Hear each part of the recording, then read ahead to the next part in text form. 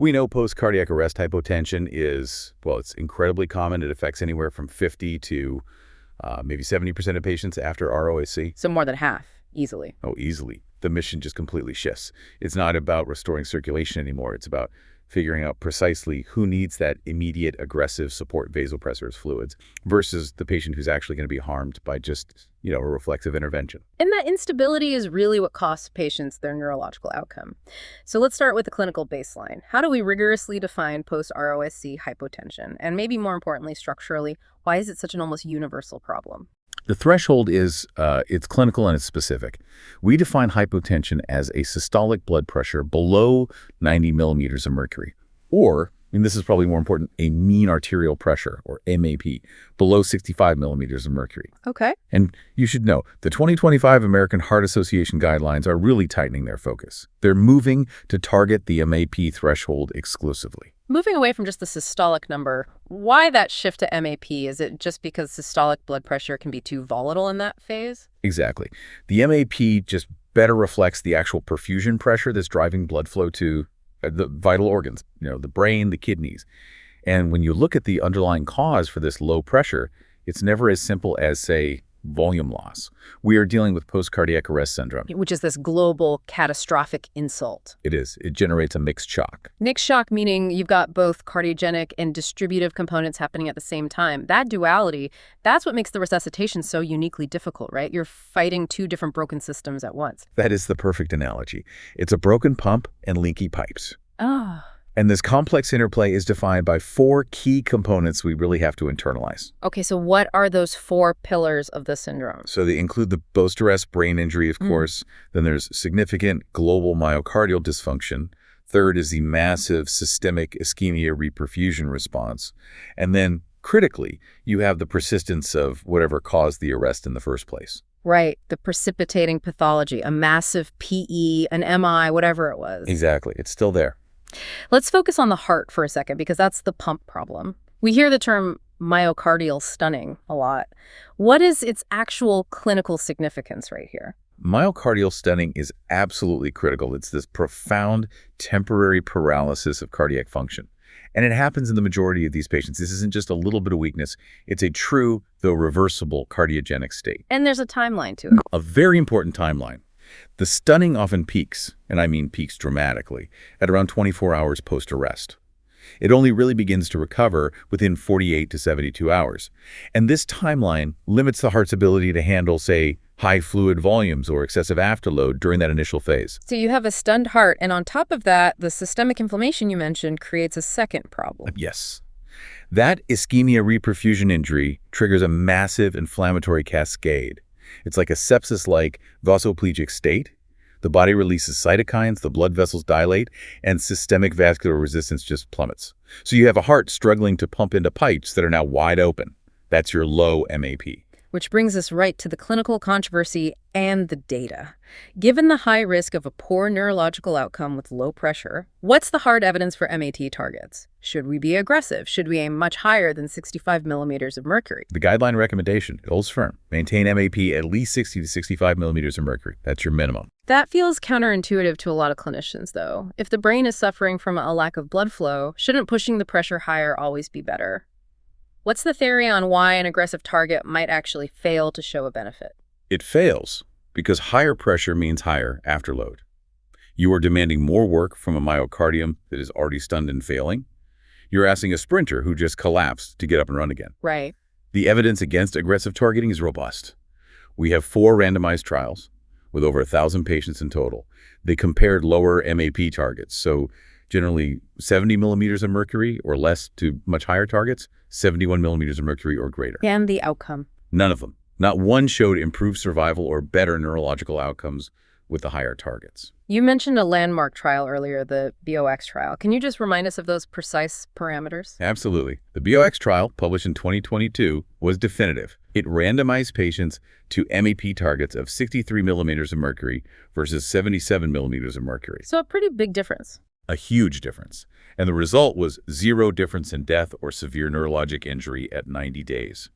Pushing that pressure up by 14 millimeters of mercury didn't save a single extra patient or improve one neurological outcome. So if the data reinforces 60 to 65 as a safe minimum, is there any exception, anywhere we should push harder, maybe for neuroprotection? There is an important nuance here, but it generally applies to the intensive care unit, not the immediate phase in the emergency department. The American Heart Association and the Neurocritical Care Society suggest considering an MAP greater than 80 in an ICU setting, but only if you suspect impaired cerebral autoregulation and you don't have advanced cerebral monitoring, like transcranial Dopplers. Okay, so very specific circumstance. Very specific. For those initial hours in the ED, it is essential to stress that this higher target is unproven and potentially harmful.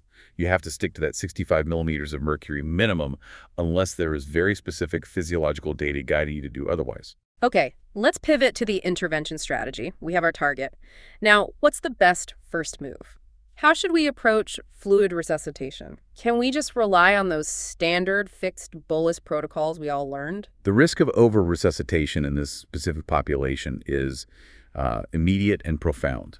Initial fluids should be crystalloids, and they were recommended only when hypovolemia is strongly suspected or clinically evident. So we need to move away from fixed protocols. We absolutely must. Fluid decisions have to be guided by dynamic assessment. This means serial clinical assessment using serial echo to look at ventricular size and function, monitoring CVP trends, and using dynamic measures of fluid responsiveness like a passive leg raise or stroke volume variation. Over-resuscitation here directly risks worsening that myocardial dysfunction and just driving the patient straight into pulmonary edema. So if we're being really judicious with fluids, we're likely going to need a vasopressor to maintain that MAP. Which agent is the first-line choice, and why do we need to be so cautious with some of the other traditional options? Norepinephrine. It remains the most commonly used and recommended first-line vasopressor after ROSC. It just offers a good balance of vasoconstriction and some mild inotropic support. But so many clinicians still reach for epinephrine, especially if the patient is already on an epinephrine drip from the arrest phase. Why does the evidence suggest such significantly worse outcomes with epinephrine compared to norepinephrine in this post-ROSC period? It comes right back to that fundamental physiologic cost. Remember, the heart is stunned. When we give epinephrine, we're giving a potent, high-demand catecholamine that dramatically increases myocardial oxygen demand. You're putting that demand on a muscle that is already critically impaired and fighting to recover. You're literally pushing the heart into failure. And there's data to back that up. The data is compelling and it demands our attention. A 2022 multicenter study found that using epinephrine was associated with higher all-cause and cardiovascular mortality. The adjusted odds ratio was 2.6. 2.6, so more than double the risk of death. More than double. And the 95% confidence interval was 1.4 to 4.7. That is a massive signal. Well, norepinephrine shows a protective profile. A recent 2025 meta-analysis found norepinephrine was associated with a 63% lower odds of a recurrent arrest. That's an odds ratio of 0.47. It is simply a safer agent for a fragile, recovering heart. And we also know to avoid dopamine, as it carries a much higher arrhythmia risk in this population. So considering this importance of individualized therapy that you've been emphasizing, why do the major guidelines consistently avoid giving specific vasopressor doses or volumes? It's a deliberate omission. It's not an oversight. Protocolized fixed-dose treatment is just inappropriate because these shock phenotypes, the cardiogenic versus the vasoplegic, are so heterogeneous, they're constantly shifting. A dose that helps one patient with pure distributive shock might critically overload another patient whose main problem is cardiogenic stunning. And we also have to recognize that the catecholamine exposure carries real dose-dependent harm. Beyond the arrhythmia risk, higher doses mean higher myocardial oxygen consumption, which just perpetuates the whole cycle of injury. Therapy has to be titrated to effect, not to a number on a drip. So if the numerical MAP is only a minimal target, what is the actual clinical goal when we're managing this patient in the emergency department? What should we be measuring success by?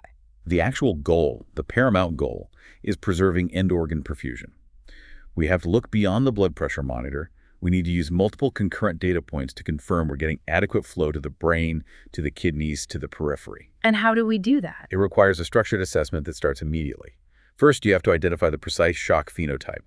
Early rapid echo should be used to differentiate quickly between cardiogenic shock, a pump problem, versus pure vasoplegic shock, the leaky pipe problem. And that distinction directly tells you whether to focus on fluids or pressors. Precisely. Second, we must rigorously monitor perfusion markers. Serial lactates are crucial. So is central venous oxygen saturation, or SCVO2. These give you so much more meaningful data about oxygen delivery and consumption than a single blood pressure reading ever could. Third, based on that phenotype, you individualize therapy. And finally, continual reassessment is vital, always minimizing excessive catecholamines. That focus on continuous assessment is key, especially with logistics. What if we're moving the patient for, say, targeted temperature management or to the cath lab? What's the key takeaway for transport? Consistency is everything. For any interfacility transfer, the exact same principles apply. The receiving team needs to understand the current shock phenotype and how the patient has responded to interventions. You have to avoid the impulse to just push for an overly aggressive MAP target because the patient is on the move, especially without any physiologic justification from your perfusion markers. The first few hours are critical, yes, but overly aggressive, blind therapy based on an arbitrary number can, and often does, cause secondary harm. So let's bring it all together. Okay.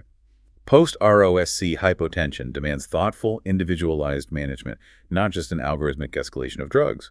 Your minimum target is maintaining that mean arterial pressure at 65 millimeters of mercury or greater. You should use norepinephrine as your first-line vasopressor, and you should use early echo to guide your therapy.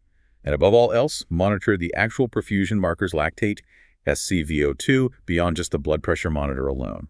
The heart has just survived a catastrophic insult. Your job now is to support its recovery while minimizing any secondary injury.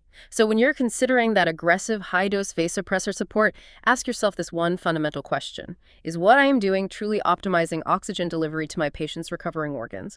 Or am I merely achieving a number on the monitor by demanding a marathon performance from a critically stunned heart?